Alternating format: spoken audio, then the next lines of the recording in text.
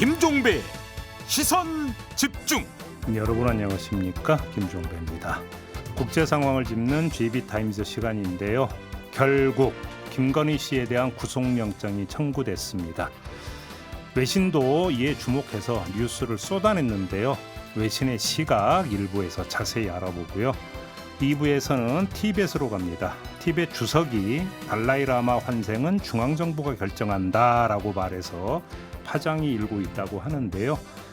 달라이라마의 존재는 어떤 의미인지, 그리고 중국의 소수민족 문화 말살에 세계는 어떻게 대응하고 있는지 짚어보겠습니다.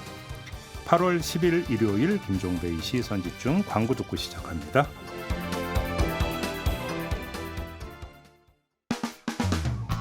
평일에 JB타임즈가 있다면 주말엔 글로벌타임즈가 있다. 테마로 알아보는 국제정치 JB타임즈. 네, 함께할 세 분 소개해드리겠습니다. 다큐앤뉴스 코리아의 김영미 대표 모셨고요. 어서 오세요. 네, 안녕하세요. 서울신문의 송현석 기자 모셨습니다. 어서 오세요. 네, 안녕하세요. 그리고 세종대 글로벌 인지학부의 장휘 초빙 교수 모셨습니다. 어서 오세요. 예, 안녕하십니까. 네. 자, 오늘 첫 번째 이야기는 김건희 씨에 대한 이야기입니다. 특검에 출석해서 또 어록을 남겼죠. 아무것도 아닌 사람이라고는 어록을 남겼고, 그리고 나서 그 다음 날 특검이 바로 구속영장을 청구하는 일이 있었는데요. 국내에 엄청나게 뉴스가 쏟아졌기 때문에 국내의 시각을 집중하는 게 아니라 외신도 보도를 많이 했다고 들었어요. 외신이 어떻게 보도했는지가 좀 궁금한데요. 어떤 식으로 보도를 했습니까? 일단 좀 나눠서 얘기를 하죠. 아무것도 아닌 사람. 아니 이제 이게 사실 뭐 한국말도 사실 어렵게 말씀을 하셔가지고 그 영어로 이렇게 표현하려니까 뭐 nobody, 뭐 no important, 뭐 이렇게 이런 식의 뭐 단어로 나가기는 했는데 물론 이제 BBC나 뭐 노이타나 다 이렇게 보도는 했지만. 제3세계에서 이렇게 보도 나가는 게 되게 재밌었어요. 제3세계? 네, 뭐 인도 신문들을 막 난리가 났거든요. 인도에서 그렇게 많이 보도했어요? 네, 뭐 한국의 말이 앙뚜아네트다. 뭐 아예 그냥 큰 기사로 전면에 놨어요. 그러니까 전면에? 네, 그리고 파키스탄, 뭐 케냐, 뭐 아프리카도 그렇고 뭐. 제3세계의 반응들이 사실 되게 재밌었는데 사실 그들 정부들을 이렇게 들춰보면 우리보다 더 할지도 몰라요. 근데 약간 대리만족 같은 거 하는 느낌이었어요.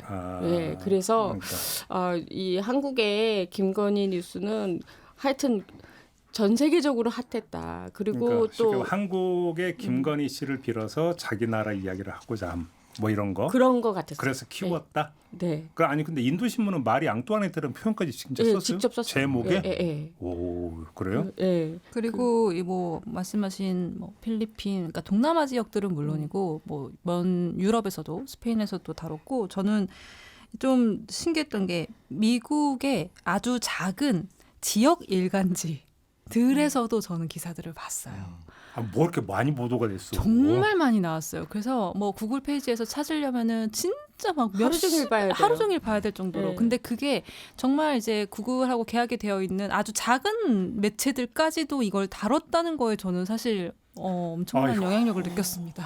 그리고 또 그 전장에 뉴스가 막 쏟아지는 우크라이나도 엄청나게 맞아요. 우크라이나에서도 봤어요. 예, 엄청나게 네. 나왔어요. 딴 거 뭐 수미 전선 뭐 이런 것보다 이게 더 앞선 뉴스였어요. 아니 그 수미 전선 그리고 뭐 최전선에서 몇 명이 사망하고 전사하고 뭐 탱크가 몇 대가 날아갔는지 밑에 이 뉴스가 있었다니까요. 있었어요. 바로 예. 밑에. 아무것도 아닌 사람이라는 자기 표현에 대해서 뭐라고 평을 하던가요? 그러니까 이 말뜻을 잘 몰라가지고 저한테도 문의를 되게 많이 했거든요. 외국인들이? 예. 아무것도 아니라는 게 무슨 말인지 이게 영어로 잘 얘기. 안면 얼굴이 잘 안 보이는 사람이냐 아니면 뜻이 없는 사람이냐. 근데 이제 유럽이나 서구 언론에서 제일 주목하는 건 거기서 미안하다고 죄송하다고 인사를 했잖아요. 그래서 이게 유죄를 인정하는 거냐라고 많이 물어봤어요. 그래서 어떻게 대답을 해주셨어요? 아니라고 그냥 형식상 원래 그 자리에선 다 그렇게 죄송하다 그러고 들어가서는 나는 아니다 이렇게 얘기한다. 그럼 아무것도 아닌 사람에 대한 해석을 어떻게 해주셨어요? 그게 되게 그 똑같이 지금처럼 이렇게 버벅거리면서 자기는 뭔가 있는데 마치 아무것도 아니어서 범죄를 유죄를 피해가고 싶은 사람이다 이렇게 표현을 했어요. 오 그래요? 네. 장 교수님 보시기에 어떻게 설명 제대로 한 것 같습니까? 어떻습니까? 아니 뭐 근데 사실은 저희랑 관심사가 좀 다르기 때문에 저희는 이제 김건희가 잡히면 어떤 식으로 뭐 전략을 세우고 도망가고 뭐 이런 걸 보니까 이제 그런 말이 되게 중요하지만 사실 이제 일반적인 그냥 서구 외신에서 나온 보도들은 그러니까 저희도 생각해 보면 뭐 예를 들면 뭐 스페인이라든지 아니면 우리가 잘 아는 이름은 들어서 잘 아는 나라지만 거기에 뭐 부패 스캔들이 생기면 거기에 스캔들은 오랫동안 지속이 되겠지만 그 사건 하나하나들은 우리가 앞에 잘 기억을 못 하잖아요. 맞아요. 단면만 보게 예, 되죠. 그러니까 단면만 보게 되니까 사실 대부분의 서구 언론의 뭐 미국이나 유럽의 기사들은 이게 왜 일어난 거고 어떻게 된 걸 정리하는 데 이제 주로 지금 왜 기소가 됐고 무슨 일이 있었고 뭐 이런 게 주로 많고요. 그래서 사실은 이 아무것도 아닌 사람이다까지 그게 뭐 인용이 됐다고 하더라도 그게 번역의 차이들은 그냥 기자들의 취향의 문제이지 혹은 언어적인 습관의 문제지 그 자체가 큰 의미가 있는 것처럼 저는 보이지 않았고요. 오히려 이제 저는 그걸 읽으면서 오히려 비현실적인 그 어떤 느낌을 가졌죠. 아 이런 일들이 정말 일어났구나. 그걸 되게 짧게 뭐 무슨 건진의 소개로 통일교의 뭐 얼마를 받고 캄보디아에 사업을 하려고 했고 뭐 이런 이제 저희가 지금 계속 얘기하는 그런 내용들이 쭉 적혀 있으니까 되게 비현실적인 느낌이 들더라고요. 근데 아무래도 외신에서 전하는 제가 이제 봤을 때 외신에서 전하는 김건희 씨의 모습이 약간 2D에 가까웠어요. 2D? 네, 그러니까 3D, 2D, 아, 그 2D. 2D, 예. 그러니까 아주 평면적이었던 거죠.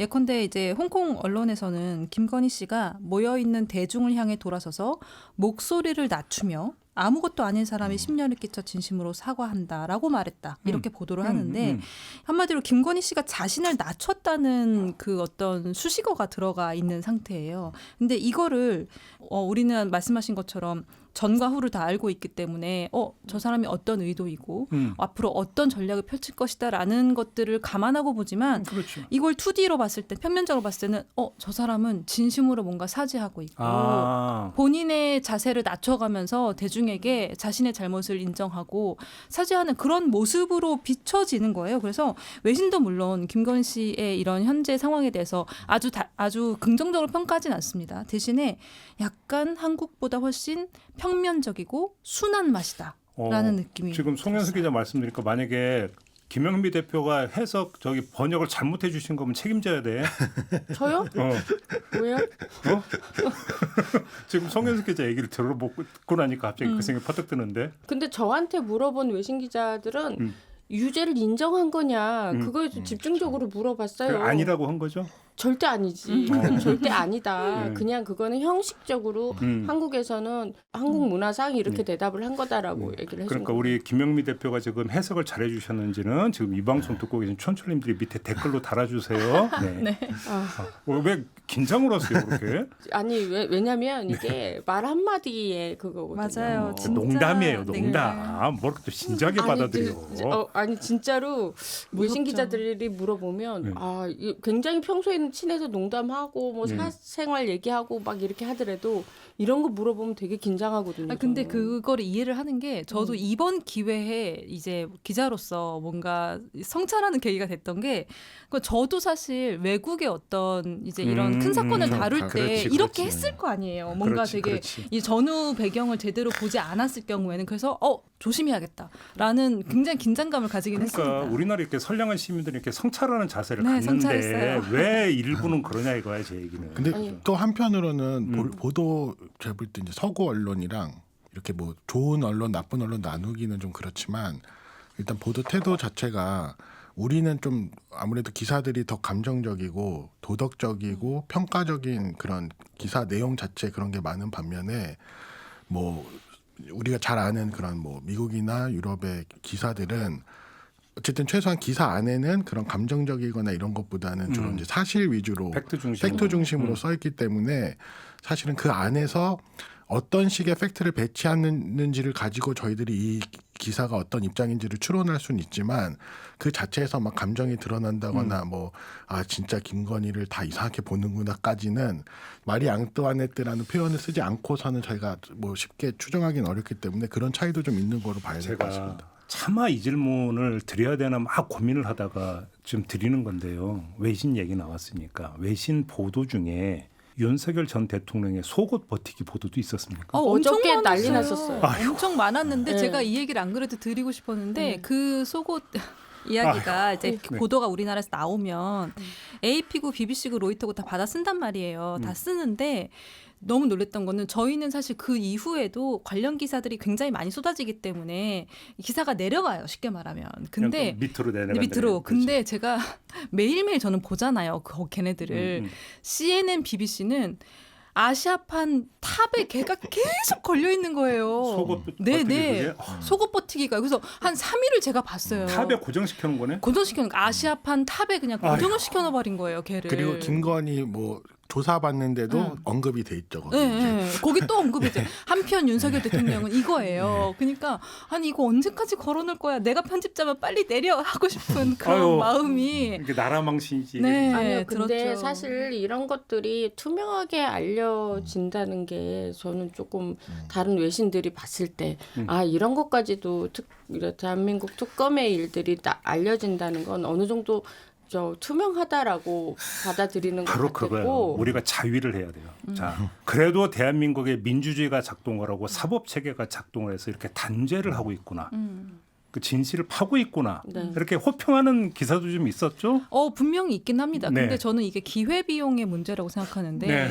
말씀하신 것처럼 김영미 대표님 말씀하신 것처럼 당연히 그럼 이런 거를 우리가 얼마나 한국 법적인 시스템이 얼마나 단죄를 잘하고 있느냐를 보여주는 것도 맞아요. 그런데 과연 이게 국격에 문제를 주고 이미지에 문제를 주는 거를 상쇄할 수 있느냐는 거예요. 저는 그렇지 않다고 본 거죠. 그래서 물론 당연히 보도가 돼야 됩니다. 그런데 굳이 이걸 3일, 4일을 메인에 계속 걸어둘 필요가 있냐. 우리는 되게 민감하거든요, 이게. 많이 팔렸나 보지. 그렇죠. 그거예요. 많이 팔리는 겁니다. 굉장히 사람들이 많이 관심을 갖고 트래픽이 잘 나오기 때문에 거기에 계속 걸어둔다는 걸 저는 알아요. 근데 이게 과연 대한민국이 그래 그만큼 사법 시스템이 잘 돌아가고 있어. 이거를 보여주는 것만큼의 어떤 어느 그러니까. 효과가 있겠느냐. 그러니까 좀 그럼 중간 정리를 합시다. 그러니까 그 다른 나라에서 김건희 씨 내지 윤석열 전 대통령 부부를 어떤 식으로 그 규정을 하고 묘사를 해요? 좀 종합해서 얘기를 해주신다면. 가장 큰 거는 일단은 계엄. 계엄이 계엄령, 가장 컸고. 예. 네, 계엄이 가장 컸고 그 다음에 이제 김건희 씨와 관련해서는 일종의 그 인사 개입. 네, 인사 개입이 가장 크게 항상 거론이 되는 수식어처럼. 인사 개입이? 네, 인사 개입 관련된 부분들. 왜냐하면 다른 부분들은 사실 김건희 씨가 외국에서 봤을 때는 크게 사고 친 게 없는 거예요. 특히 그 국빈으로 방문을 어디를 쉽게 했거나 의전 관련해서. 의전 관련해서는 그랬기 때문에 사실 외국에서 봤을 때는 인사 개입 관련한 부분들이 제일 크게 보이는 것 같고요. 윤석열 대통령 관련해서는 아무래도 계엄이 가장 크게. 계엄령이 가장 네. 크기도 하고 사실 그 전에 이런 부패 영부인들의 이야기들은 필리핀의 아멜다라든지 이멜다. 예 죄송합니다 이멜다 네. 제가 이제 직접 취재도 해봤지만 무가베 대통령의 부인 그레이스 그래서 이분은 심지어 우리 이제 김건희 여사는 디올 때문에 난리가 났지만 이분은 구찌예요. 그래서 별명이 구찌 그레이스거든요. 네. 아, 별명이? 네, 그래서 그만큼 막 명품 비리 뭐 철철이 그 컨테이너가 와요. 그레이스 컨테이너라고 부르는데 거기에 이제 유럽이나 이런 데서 명품 쇼핑을 해가지고 그 밑에 직원들이 그렇게 해서 컨테이너에 실어온다고 그래서 와 얼마나 많으면 컨테이너에 실어오나 그랬던 기억이 있는데 사실 무가베 대통령 같은 경우에는 부인에게 이제 하다 부인에게 대통령 자리를 세습하려고 했어요. 그래서 쿠데타가 났어요. 예, 그래서 이제 무가베 대통령이 실각하게 된 계기가 됐고, 근데 문제는 짐바브웨에서 이게 사법적인 어떤 처리가 전혀 되지 않았고, 그냥 무가베 대통령이 90세가 넘으셨었기 때문에 그냥 싱가포르 병원에 뭐 아파서 가신다. 그리고 두 내외가 가서 아직도 지금 이 그레이스는 싱가포르에 있거든요. 쉽게 망명이네. 내용상으로는. 그렇죠. 네. 예. 그래서 이제 이들의 재산이 굉장히 많은데 네. 이거 자체도 찾아내기가 좀 힘들다. 그래갖고 그냥 뭐 사법 처리도 없이 바로 이렇게 그냥 조용히 넘어갔거든요. 그래서 이런 거 보면 그래도 디올 김건희는 구찌 그레이스에 비해서 사법 처리는 되는구나 이렇게 저는 생각했죠. 그 이멜다 마르코스 관련해서 최근에 성지글을 하나 발견을 했습니다. 뭔데요? 이게 되게 큰 유력 인터넷 커뮤니티 우리 이제 올라왔던 글인데 2021년 6월에 올라왔던 글이에요. 당시에 이제 윤석열은 전 검찰청장 시절이었고 이제 국민의힘하고 손도 안 잡았던 시기였는데 그때 뭐라고 글이 올라왔냐면 윤석열 배우자 김건희를 보면 이멜다가 생각이 난다. 아시아에서 한때 잘 나갔던 필리핀을 나락가게 한 인물인데 윤석열이 대통령이 될 수 없는 이유 중에 하나가 김건희인데 둘이 여러모로 닮았다라는 성지글이었어요. 2021년에 써진. 네. 2020? 그렇죠. 윤석열 대선 직전에. 직전에. 직전에. 예, 그때 올라온 글이었는데. 그러니까 그걸 지금 보고 저는 지금 얘기를 듣다 보니까 이멜다 하면 역시 구두잖아요. 어마어마한 어떤 그 구두를 그 쟁여놓고 있었다는 거. 드레스와 구두. 3천 켤레 이상이라고. 그리고 지금 김건희 씨에서도 샤넬 구두가 지금 등장을 했잖아요. 네. 그래서 저는 그 생각을 했어요. 우리가 이멜다의 구두 외신을 접하면서 뭐라고 할까요? 조롱 내지 비웃음 이런 걸 가지고 소비를 했잖아요. 그 네. 뉴스를.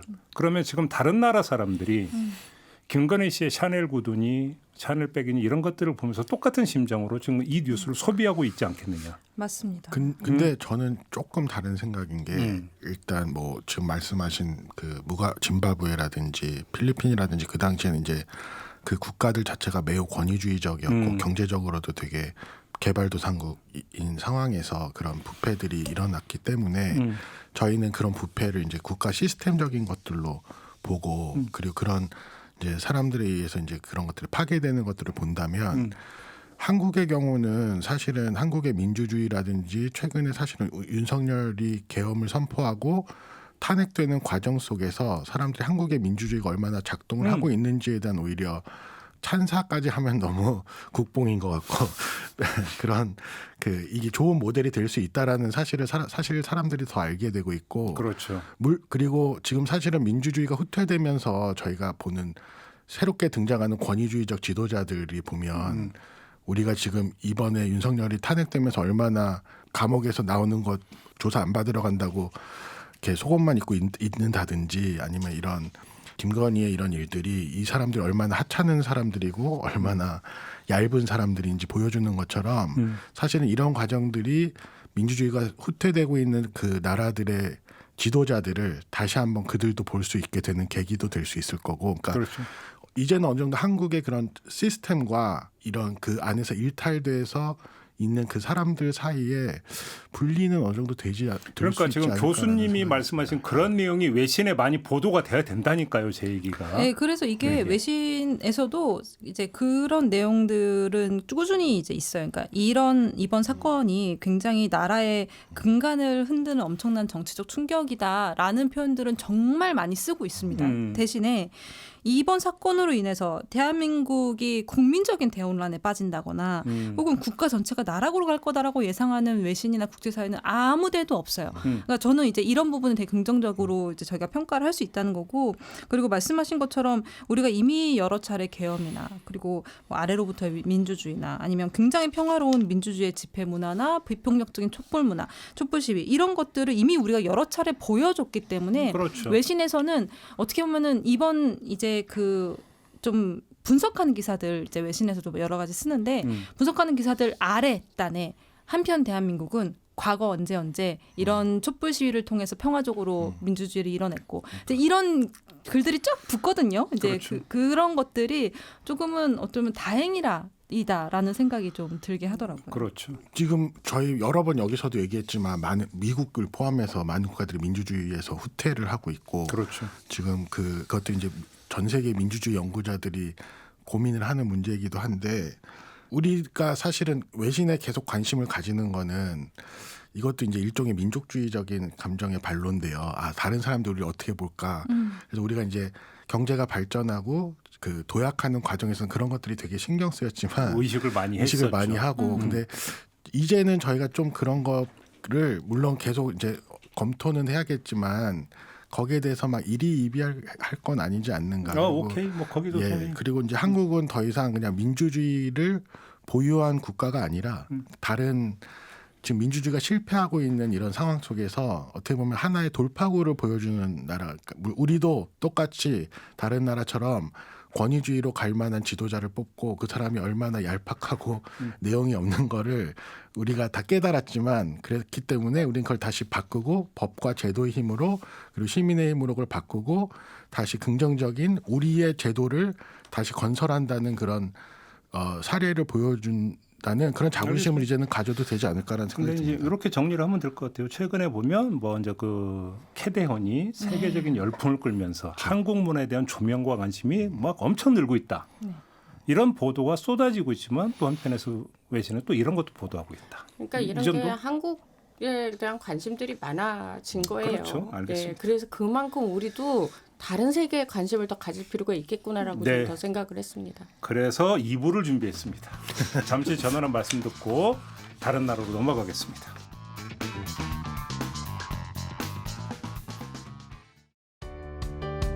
때로는 날카롭게, 때로는 삐딱하게, 그러나 매 순간 섬세하게 시선이 필요한 우리 사회 곳곳을 살펴봅니다.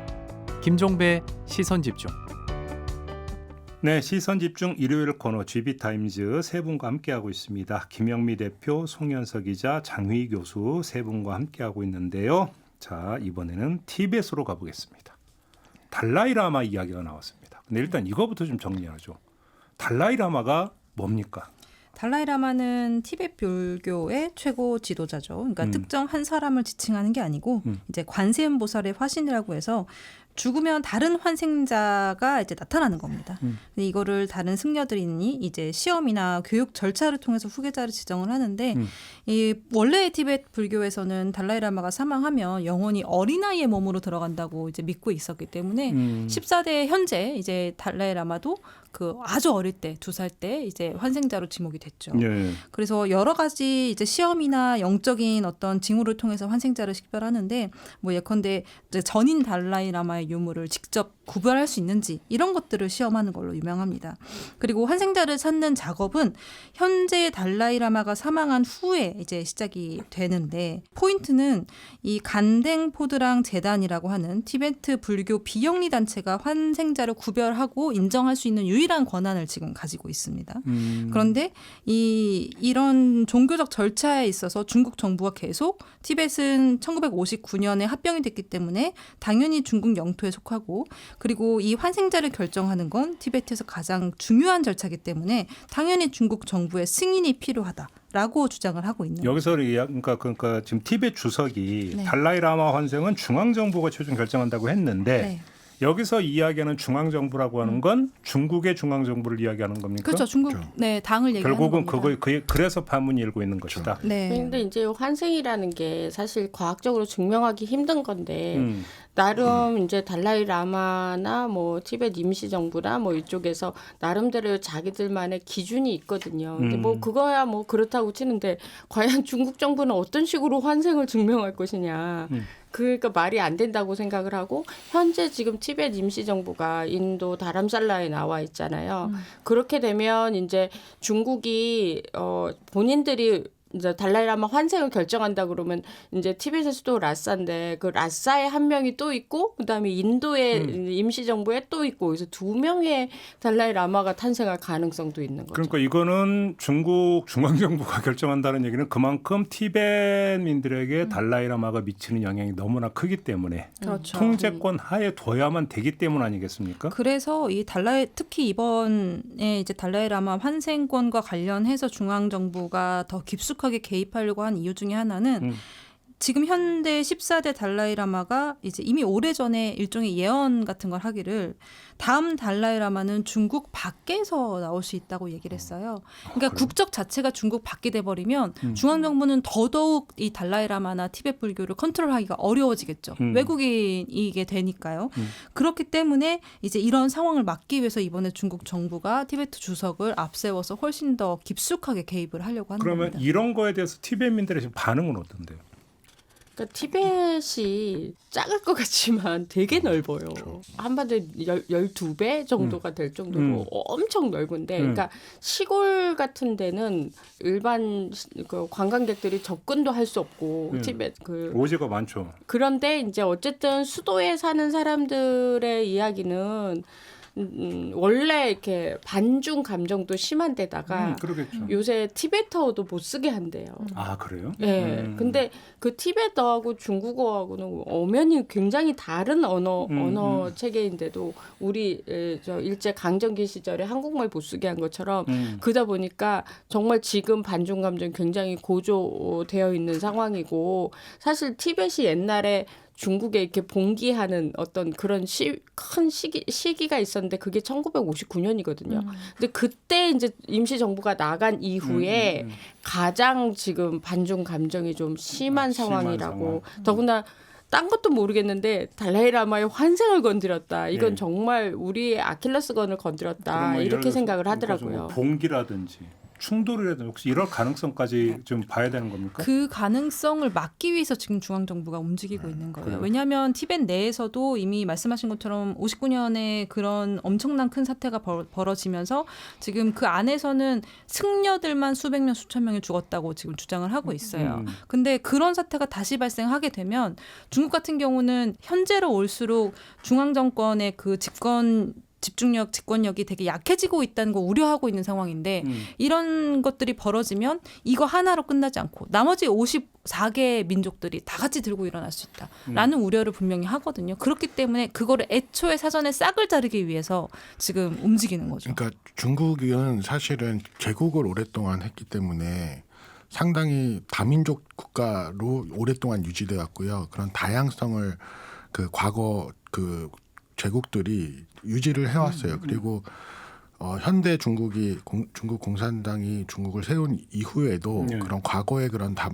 다문화적인 것들을 어느 정도 계속 유지를 해왔거든요. 그래서 중국에 지금 50여 개의 소수 민족들이 있는데 예를 들면 우리가 잘 아는 연변 자치주에는 조선족들이 조선말을 쓰고 자기 자치주를 갖고 있었고, 티벳도 사실은 자치주로 자기 종교와 언어를 갖고 있었고, 그런 식으로 자치주를 갖고 있는 소수 민족들도 많았고 그들은 자기 문화와 종교와 언어를 유지하고 있었단 말이죠. 그런데 시진핑이 집권하면서 이런 기조가 완전히 바뀌어요. 그래서 중화 민족을 중심으로 하는 마치 단일 민족인 것처럼, 그래서 다양성을 부정하고 그런 하나의 중국을 만들고, 그래서 지금 그 티벳뿐만이 아니라 다른 지역에도 신장 위구르 그리고 연변에도 네. 지금 그 옛날에는 공식적인 언어가 조선어, 그러니까 한국어, 중국어였는데 지금은 그 젊은 친구들 중에 집에서만 한국말 쓰는 친구들이 많아요. 그러니까 아예 그래요? 그러니까 소수 민족들이 자기 언어들을 다 유지해 왔는데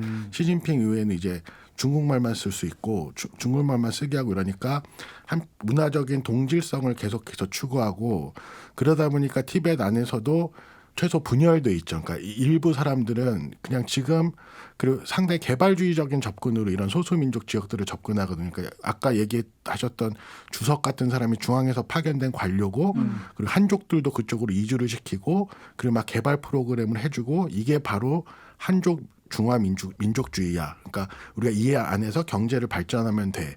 종교 이런 거 필요 없어. 이런 게 있고. 근데 티벳은 사실은 그렇게 되기에는 또 워낙 오랫동안 종교의 힘이 강했고 종교 지도자가 정치 지도자를 겸했고, 그래서 그런 정체성이 매우 강하기 때문에 이런 중국의 정책에 대해서 크게 반발하는 지역 중에 하나이기도 해요. 그리고 근데 최근에 아무래도 이제 탄압이 심하다 보니까 조직화된 저항은 보기가 힘들긴 한데 분신을 그렇게 많이 해요. 2019년부터인가부터 한 승려가 이제 프리 티벳 하면서 이제 분신을 시작한 이후에 지금까지 100여 명 이상이 분신을 했다. 그러니까 이게 이제 불교적이고 우리 다른 사람 해치지 않고 네. 우리가 평화적으로 우리의 조건을 요구한다라고 해서 곳곳에 그게 이제 처음에는 승려들이 시작했다가 이제 최근에는 젊은 청년들까지 이게 번져서 과거 베트남에서도 이제 그런 일이 있었어요. 그래서 지금 그런 분신이 계속해서 이어지고 있고 그리고 이제 지금 망명 정부뿐만이 아니라 뭐 이제 티벳에서 탈출한 다른 사람들이나 이런 해외에 있는 티벳 그런 교포들 동포들이 계속해서 이제 이런 정책에 그러면 대한 그 저항을 하고 있죠. 그럼 좀 망명 임시정부는 지금 어떻게 움직이고 있는 거예요? 그럼 이거에 대해서. 이제 중요한 거는 만약에 이 중국 당국이 이 환생권을 두고 계속해서 달라이라마하고 갈등을 벌인다고 한다면 이 주변 지역, 인도를 포함한 주변 지역에까지 사실 관계가 되게 어려워질 수가 있는 거예요. 왜냐하면 히말라야 지역 그 주변이 전부 다 티베트 불교나 그 문화적 영향권 안에 있는 사실 국가들이 많고 그리고 이 안에 이 중국 정부가 개입하는 순간 티베트 불교 전통이나 이 히말라야 일대 주민들의 어떤 종교적 정체성이나 그리고 네팔, 부탄, 인도 같은 주변 지역까지 다 같이 긴장을 하고 다 같이 아까 교수님이 말씀하신 이유로 분열이 되는 거거든요. 우리가 지금 종교가 무슨 상관이야. 지금 먹고 사는 게 바쁜데 하는 것과 그렇지 않은 쪽의 분열 이런 것들이 가속화될 수 있다는 점에서 지금 주변 인도를 포함한 주변 국가들까지도 굉장히 긴장하고 있는 사안입니다. 그러니까 이게 단순히 그냥 중국 정부, 중앙 정부에서 일이 아니라 지금 망명 정부 같은 경우는 지금 인도에 와 있거든요. 그래서 인도 그 59년에 지금 현재 달라이라마 그러니까 라마 14세 이분이 인도로 이제 이주를 망명을 하시면서 인도 정부가 굉장히 환대하면서 그 다람살라 굉장히 좋은 곳이에요. 공기도 좋고 똑같이 라사처럼 고산지대고 뭐 이런 아주 좋은 땅을 주면서까지 환대를 했었는데 만약에 이제 티베트 문제가 계속 되게 된다면 중국과 인도 간의 충돌도 사실 여기 국경마다 그 몽둥이 들고 싸우고 이러잖아요. 양국의 군인들이. 그러니까 그런 정도가 아닌 외교적인 마찰도 굉장히 심해질 수 있고 이제 문제는 이제 이게 중앙 정부는 공산당이다 보니까 무종교잖아요. 근데 이 티베트는 불교거든요. 그리고 인도는 힌두교예요. 그럼에도 불구하고 그 티벳에 있는 사람들에 대해서 인도가 굉장히 지원을 하는 거 보면 종교를 가지고 있는 사람의 입장을 저 고려했다고 생각을 하는데 중앙정부 입장에서도 종교가 되게 위험하다고 생각할 수 있어요. 왜냐하면 티벳도 불교로 사람들이 뭉쳐져 있지만 신장 위구는 또 이슬람교가 또 그렇죠. 굉장히 뭉쳐져 있거든요. 그러니까 다른 건 모르겠는데 이슬람교는 이제 뭐 아까 티벳은 분신을 하지만 여기는 이제 테러를 할 수도 있는 이슬람교 무장 세력 뭐 이런 급진 무장 세력 이런 게 활동할 수도 있다라는 우려를 안보 문제에서 중국 정부가 고려하고 있기 때문에 뭐 불교든 뭐 이슬람이든 종교를 인정하는 게 굉장히 중앙 정부 입장에서는 불리하다고 생각할 수 있습니다. 네. 그 중국 정부가 사실 이 환생을 이미 결정했어요. 95년에 네, 맞아요. 95년에 원래 지금 달라이 라마가 이분이 40년생이시거든요. 되게 오래 하셨어요. 지난 6일에 90세가 되셨습니다. 예, 그래서 네, 오래 하셨는데 구순잔치. 그래서 95년에 사실 미리 후계자를 찾았어요. 근데 그 사람이 실종됐어요. 아직도 어디인지 몰라요. 7살 정도 된 예. 아이인데 예. 그러니까 저는 그게 그 사건이 굉장히 컸던 게 뭐냐면 그러니까 이 중앙정부 입장에서 이 환생을 한 거 이거 자체를 굉장히 이걸 굉장히 신경 쓰는구나라고 느낀 게 무려 7살이에요. 그 어린 아이를 아동 납치나 마찬가지거든요. 이거 국제법상 굉장히 그러니까 금지하는 건데 어떻게 보면은 왕자를 납치해버린 거죠. 그러니까 세자를 납치해간 여기는 거죠. 핏줄로 이어진 게 아니라 계시에 의해서 환생하는데 그 달라이 라마가 환생자라고 인정했던 이 아이가 사라지고 다른 애를 임명했어요. 그리고 그분이 보니까 90년생이신데 아직도 활동을 하고 계세요. 그 기안첸 노르부라고. 노르부. 예. 네. 그래서 그 물론 이 티벳의 주류에서는 인정을 못 받지만 여전히 자기가 지금 다음 달라이 라마다. 팡천 라마라고 하던데요. 한천 라마. 예, 자기가 다음에 달라이 라마라고 하고 되게 평화적인 메시지도 보내고 그러고 활동을 하고 있어요. 그러니까 이미 사실은 이미 정해놨고 그냥 이 사람으로 쭉 가겠다라는 선언으로도 보이는 것 같습니다. 그러니까 그 환생을 그 사람을 중국 정부는 앞으로 티베트 지도자로 안 치겠다는 그러니까. 얘기잖아요. 그렇죠, 그렇죠. 그래서 저는 그 달라이라마 임시 망명 정부에 뭐 취재 요청하고 그러면 되게 시간도 많이 걸리고 정말 복잡하고 까다롭고 한 번은 또 가야 돼요. 막 그런 일이 있는데 여기 노부르는 계속 취재해 달라고 계속 연락이 와요. 그러니까 이게 좀 이 티벳 상황에 굉장히 아이러니한 상황이라고 생각을 해요. 저 옛날에 티벳을 갔을 때 굉장히 아름답고 와 이건 정말 관광지로서 최고다라는 생각 많이 했는데 결국은 우리는 못 가는 것인가. 결국은 뭐 이제 이 달라이라마니 티베트 불교인이라고 하는 종교적인 어떤 그 용어를 걷어내고 정치 용어만 한다면 중국 공산당의 생각 말 그대로 이제 꼭두각시 정권, 그렇죠. 그 권력을 계속 유지해서 지배력을 계속 유지 강화해 나가겠다 이 얘기잖아요. 뭐 어렵게 얘기할 것도 없이. 그렇기 때문에 사실 뭐 이제 김영미 대표님께서는 인도 같은 국가들은 이제 종교적인 영향력이 워낙 강한 국가이기 때문에 이제 임시 망명 정부가 이제 티벳에 이제 임시 망명 정부가 들어오는 거에 대해서도 환대한다라고 평가를 하시지만 저도 뭐 거기에 일부 동의하는데 그 배경에는 사실상 중국을 견제하고 싶은 국가들, 서방도 마찬가지고 유럽도 마찬가지고 미국도 마찬가지고 중국을 견제하고 싶은 국가들이 이 티베트와 달라이라마를 이용하고 있는 모양새거든요. 그게 좋게 이용하든 나쁘게 이용하든. 어떤 식으로 이용하는? 예컨대 미국 같은 경우는 1990년대 후반부터는 달라이라마가 미국을 정말 많이 이제 방문을 했잖아요. 그리고 가장 최근에 만난 게 이제 오바마 전 대통령이었는데 그때까지 미국이 왜 이렇게 열심히 달라이라마를 만났느냐. 단순히 불교, 오리엔탈 문화에 관심이 있어서 만난 게 아니라는 거예요. 중국을 견제하는 그런 정책에 있어서 이 티벳과 이 달라이라마를 미국 쪽으로 포섭함으로써 중국에 계속 긴장감을 주고 중국을 견제하는 용도로 쓸 수 있다는 걸 알았기 때문이거든요. 유명한 할리우드 배우도 한 명 있지 않나요? 리처드 기어도 만나기도 하고, 그러니까 그런 부분, 그런 방식으로 계속 중국과 이제 대적하는 과정에서 티벳과 달라이라마를 이용해 왔던 거고, 그리고 달라이라마 역시 사실 중국 정부하고 이렇게 뭐 환생은 절대 우리 쪽에서의 권한이지 너희들은 간섭하지 마라고 이야기는 하고 있지만 뭐 지금까지 직접적으로 충돌하거나 갈등을 빚거나 뭐 협상하기보다는 협상이나 타협을 좀 선호하는 편이에요. 근데 이런 것도 어떻게 보면은 이보 전진을 위한 일보 후퇴 같은 거죠. 그러니까 티베트 내에서 무력으로 독립운동이 이제 막 벌어지거나 아니면은 이거에 대해서 막 똑같이 탄압하게 되면은 너무 크게 이 갈등이 불거질 거 아니에요. 그래서 이런 상황이 벌어지면 달라이라마 같은 경우는 힘의 논리 때문에 우리는 분명히 중앙정부한테 밀릴 것이다라고 판단을 하는 겁니다.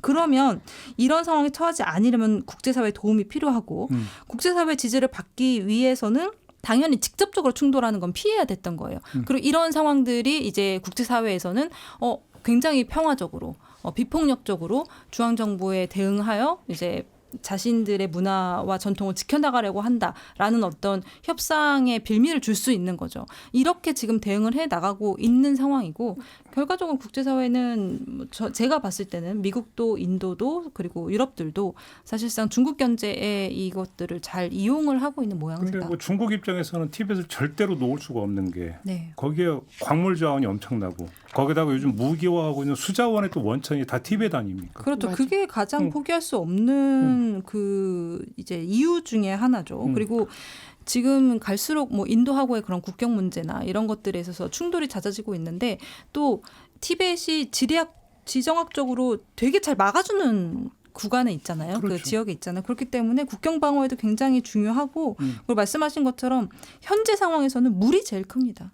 네, 수자원이 제일 크기 때문에 절대 중국은 놓아주려고 하지 않을 겁니다. 그렇죠. 근데 그런 부분들도 있지만 또 한 가지는 티벳이 흔들려 버리면 아까 얘기했잖아요. 소수 민족들 그렇죠. 이게 연쇄 도미노가 나타날 수 있으니까 이거 용인이 될 수 없는 거잖아요. 중국 입장에서. 이미 홍콩 시위를 통해서 2019년부터 이제 홍콩에 시위 일어나고 이럴 때부터 사실 굉장히 중국 입장에서는 힘든 일이었거든요. 이런 게 동시다발로 뭐 다른 데가 한 군데가 더 생겼다. 그러면 티벳이 하면은 신장 위구르가 들고 일어날 그렇죠. 거고 그렇죠. 네. 연쇄적이 돼버리니까 그러니까 이때는 이게, 뭐 네, 이게 독립을 하나 원하면은 그러니까 한쪽 빼고 지금 55개 민족이잖아요. 그런데 사실 55개 소수민족을 다 합쳐봤자 인구가 1억이 안 돼요. 그러니까 전체 인구의 한 8, 9%밖에 안 된다는 겁니다. 그러니까 그렇게 뭐 전체 인구의 8, 9%밖에 안 되지만 당연히 사회적인 혼란은 이거보다 훨씬 더 몇 배 크게 올 거예요. 아까 말씀드린 것처럼 지금 중앙정부가 가장 우려하는 거는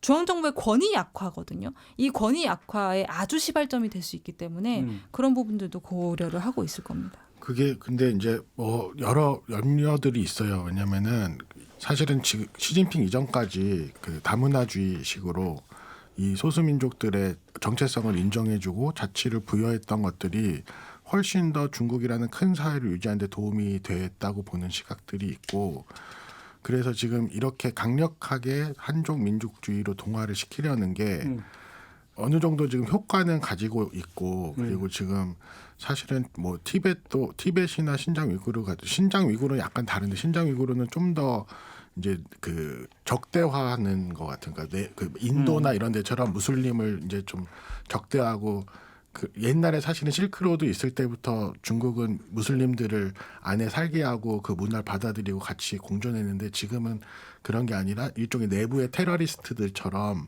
그리고 무슬림 문화는 중국의 문화와 맞지 않는다, 이런 식의 이야기들도 많이 하는 것 같고, 이렇게. 네, 어쨌든 이렇게 한족 민족주의를 강화하면서 이렇게 배제되는 게 한편으로는 그 통제권을 강화하는 걸로 보일 수도 있지만, 다른 한편으로는 그 내부에 더 강력한 저항을 만들어낼 수도 있거든요. 실제로 맞아요. 그렇게 되고 있고. 네. 그러니까 뭐 중국 입장에서는 소비에트 연방이 해체되는 과정을 똑똑히 지켜봤잖아요. 그러니까 이제 그게 중국에서 나타나면 어떻게 그 재앙이 된다는 것을 당연히 알 것이고, 그러니까 틀어막는 거고, 틀어막는 지금 일환으로 우리가 이제 귀에 익숙한 동북 공정을 하고 있지만, 네. 저쪽에서도 지금 하고 있잖아요. 공정, 서남 공정이라고 부르던가요? 다 하고 있습니다. 그러니까요. 소수민족들이 있는 지역이 네. 다 하고 있습니다. 근데 이게 그러니까 땅이 너무 넓다 보니까 옛날에 그 몽고 제국 때도 그런 일이 있었지만 이 멀어질수록 이게 다 통제가 안 되잖아요. 그렇죠. 그러니까 어떻게든지 중앙정부와 이 먼 곳을 연결해야 된다 그래서 열차를 열심히 건설을 하는 거예요. 그래서 신장까지 가는 그 우리로 말하면 KTX 같은 그런 열차를 만들어서 언제든 상황이 생겼을 때 빨리빨리 이동할 수 있게끔 이런 것들을 봤을 때 굉장히 소수민족 관리나 영토 관리에 굉장히 신경을 쓰는구나라고 보여지는 부분이죠. 그러니까요. 그렇기 때문에 틀어막으려고 하는 거고, 틀어막는 방법 중에 하나가 뭐냐면 이제 티벳민들의 정신적 지주라고 하는 달라이라마. 결국 이걸 중앙정부가 이제 이걸 결정한다. 네. 결국은 정신까지 틀어준다, 이 얘기가 되는 거잖아요. 근데 이분이 이제 구순이신데 이분이 돌아가시고 나서 그 중앙정부에서 하는 그 노부루가 달라이 라마가 되면 아무도 이 사람을 존경하지 않을 거고 그러면 달라이 라마가 2명이 나오게 되거나 아니면 공석이 되거나 뭐 이렇게 됐을 경우에는 이 종교적인 그리고 민족적인 이런 부분들이 많이 희석될 거라는 거죠.